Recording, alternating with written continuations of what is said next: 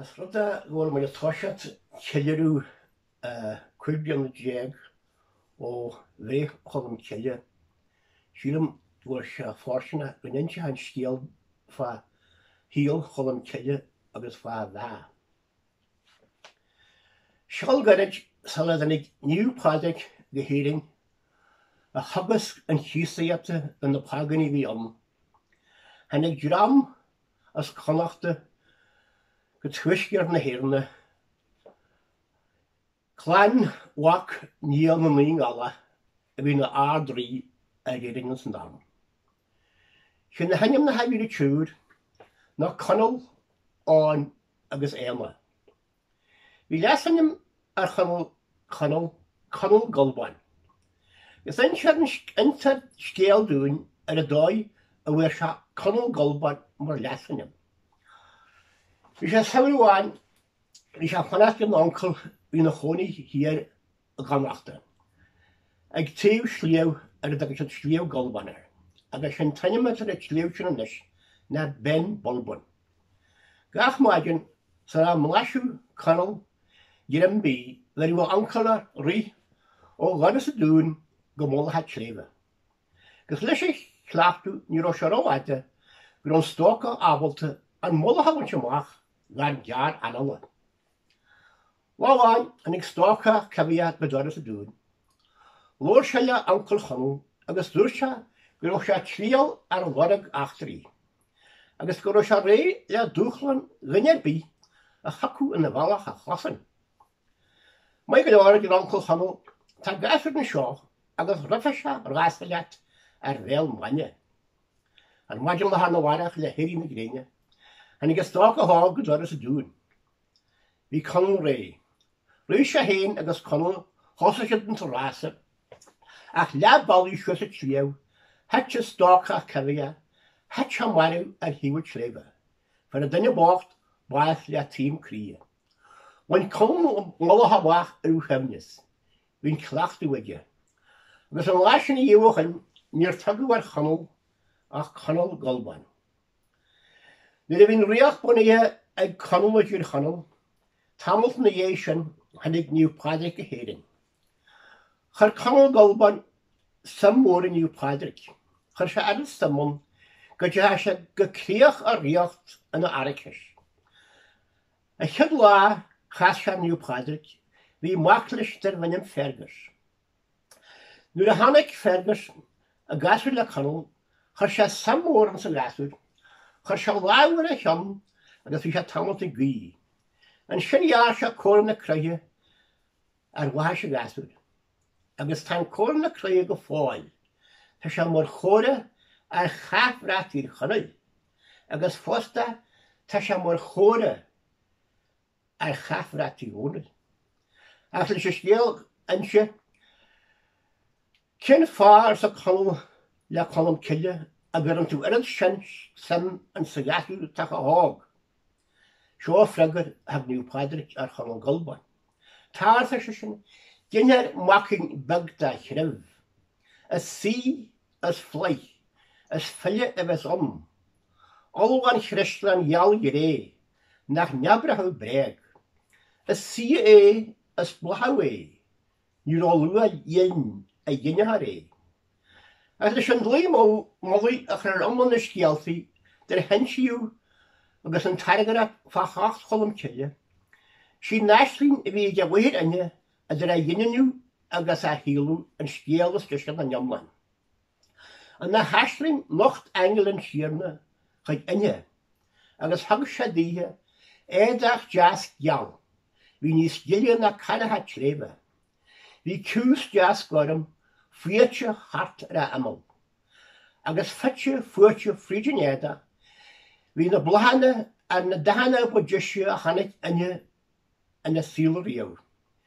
Bhí luhar mhóraí an cheadar seáil, ag an tamailt vig, thóga taine bhaighin chead a arís, agus chana sin chead a gemat le bhí.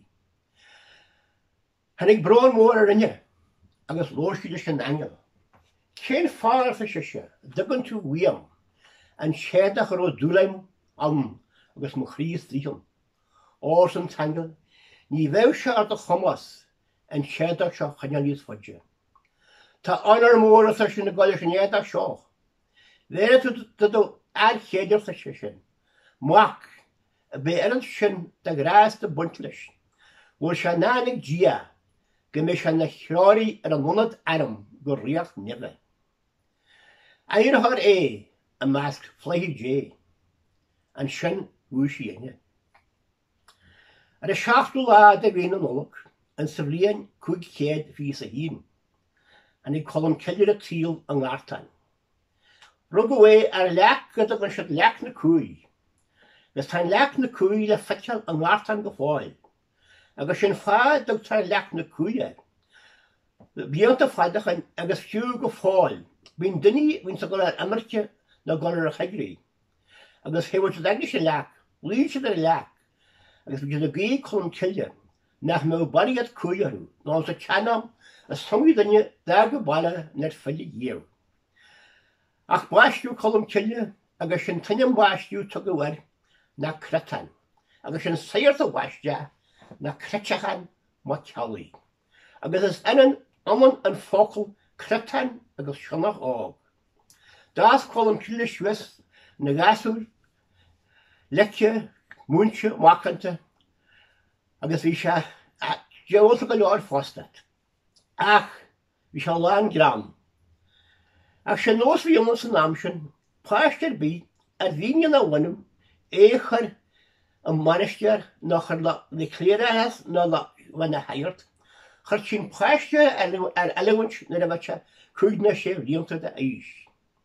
Lach cretechan na ceolaí, lach se curm an fáiste cretan, agus thug se ahanstal an idehas dá a bheith íar gasúr ág le bhaine hairt. Né Seáil Mhic Eachmharcaigh ag cretechan na ceolaí. Trnón bháin o'i Colmcille chu sé stead a champelbag a bhí san náinte ro se feilecha jazz.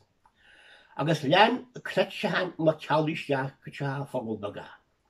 Agus tháinig se an gasúr, bhí se ar gáilúine a gaí, agus bhí solas ar ceanna gasúr, agus bhí éidan a ligláiste. Smuotí cretechan láisin ná ro se ceart ná cáil, go bh inim sionach ar gasúr na chanaise go raibh se an nífa, agus go raibh glár dé buint leis. Sinna lá chuir se inim údail, agus sin tainnim chuir se ar láisin ná an Colmcille, agus bhaide tainnim sin dá i dhéomhachain.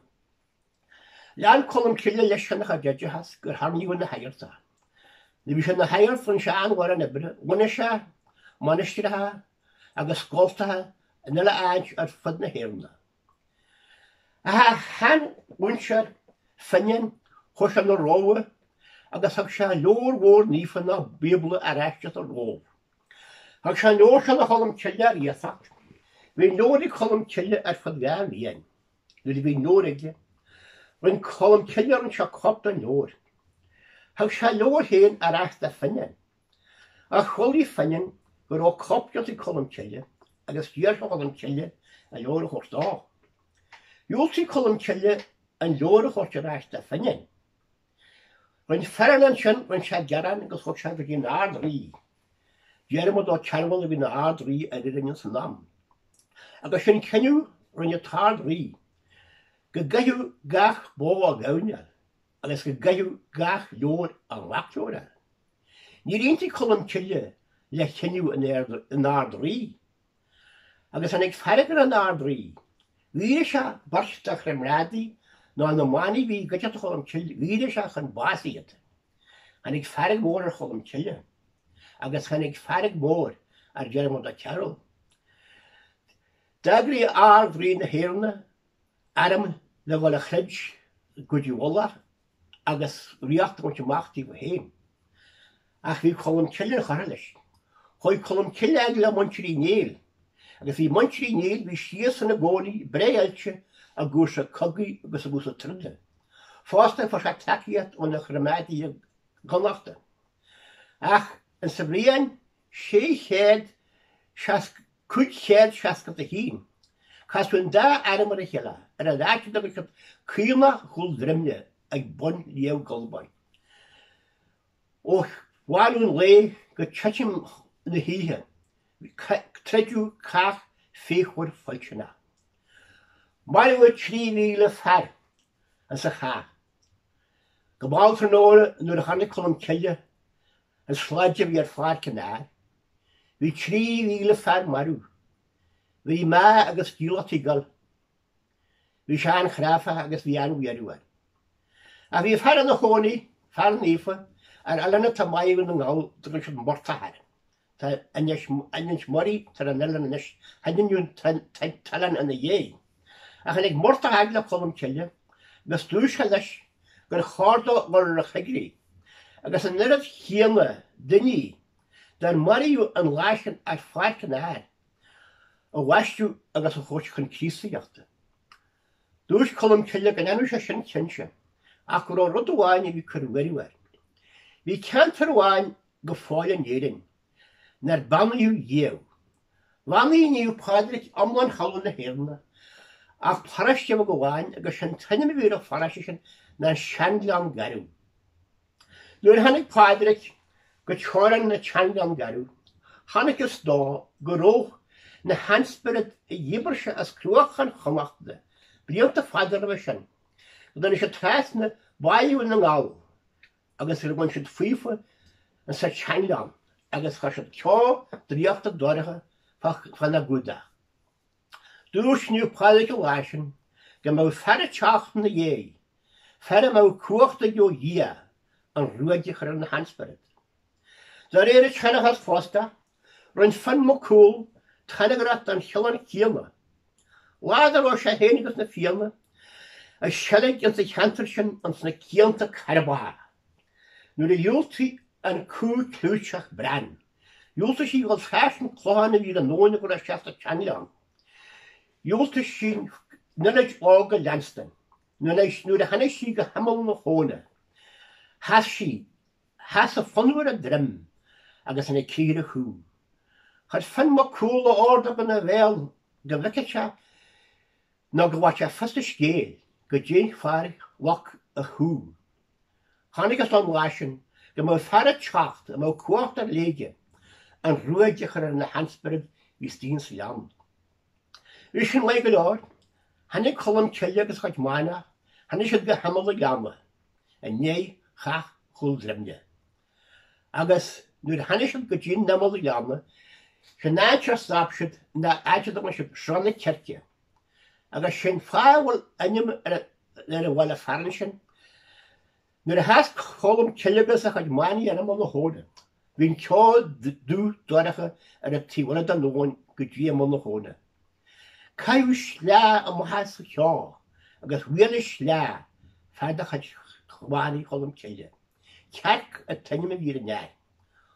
Haran Colmcille an slea am has cearc, bhanga sé slea agus chaith se tras nóí. I ramúin slea tíhna an nóin.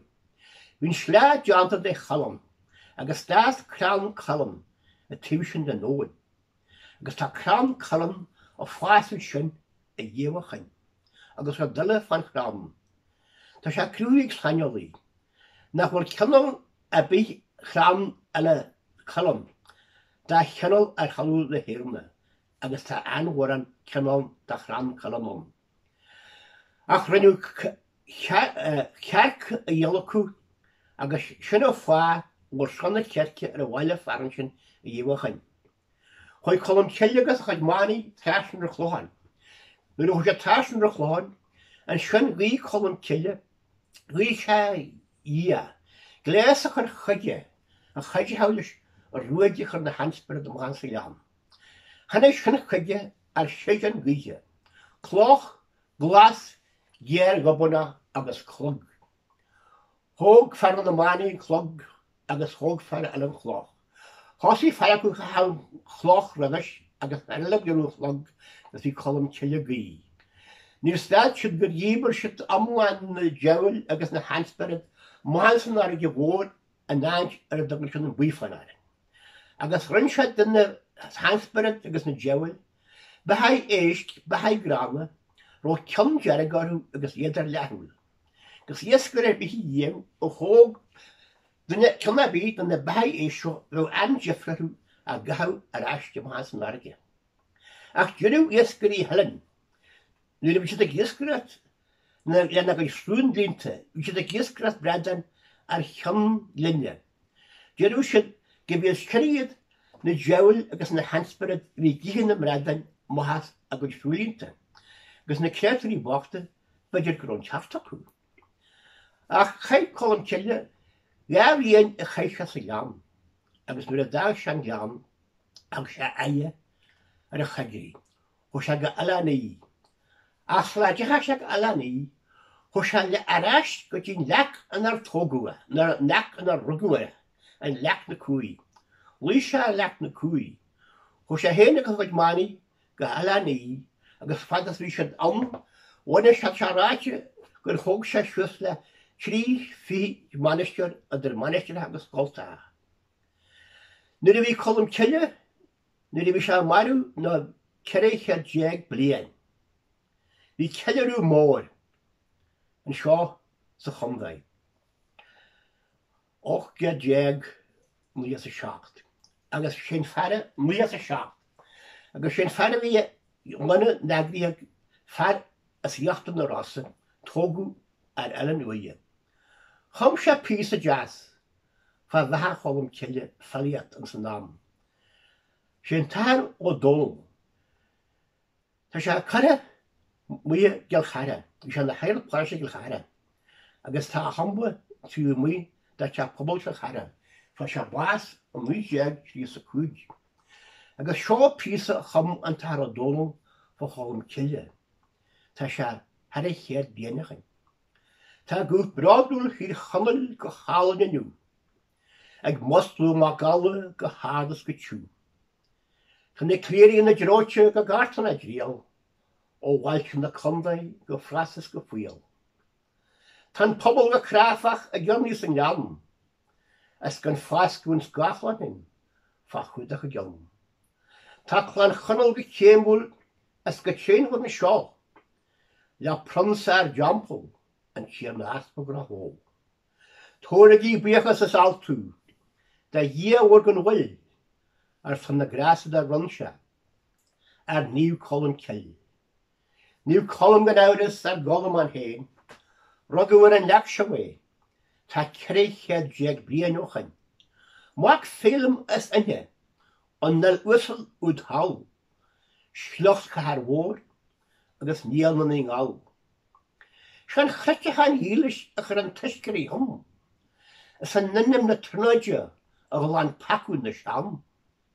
Ach nar bhaiste níú dún, ní smód ar blaistú an léir na dhéw, an mirifuil sí an rásta as an néfachta gríú. Tá se rás go cotííanta gur ar scolag mal bhil, ar blaistú na chidúar an Colmcille. No, Cratan ba animdó, an na hírs a ge héin, fa gartan dú lasíthe as fa chilveh néin. Nach amú sin áins gan na bhfuil war go láh, bhfuil lá sléifte fuair sinse, as san leantain gan dá. nó ar eile bhm uigne faoi agchuam na dom, fiú a chlodteach chum lotíthe a jampel gan bom. Bu a bhíine bheith gcónaí ag ornaí na scríú, ag tugas na marachtathe nag fálam na níú. Ag sinnam na salam, le lúiseáil na néin, na tugas gan sosceal ina bhaistír lá héin.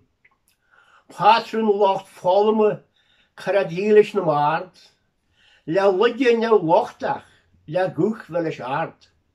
Fréideal se gur bhuaise a fardún ón rí, cé gur chramdóine chaasa a néadar an dlí. A sicar a dhébar tir an taile lom, a na chrach bheith chuarach ar 8 wana dom, ó a de chonig gur éag se ar elan lomíl, ó a do chonig a chachra as a charre sír gíl. Ní lóran in scéal a tá go lethú de méal, ag staris locht agur, ag tuatam lá cléir, nó ar chiach go drimne a tá báite le full, trí bhíle fergéirhil a dag sílacht í gal. Agus fés tailte na nárchrach arís teann na tunnaí hen thoirí ag gradú a ban. nó anglaíal bhíe ag gitailt neu, nó lias glúchar loch gartain ag Glaise sa trú. Bé ceannar an lá seo, is do Beatha a tal le hacht, ag ghuachtar na nám seo, is sa bhfuil faoi na sinú, ní headí, ní chríochnachai, is ní rathaid muil, brád bannaithe chláin chanó, níomh Colmcille, a níomh neartmhar chalú, is níos cuachtaí neu, dear cinhuasar a chrinne seo, tá ngartain aniu, is fáid dúine tá ddíbirte, an sa leamchan na neáir, na leas agus sírithe, ó lu díans choláir, sin an is tús agus geirú scéal Colmcille.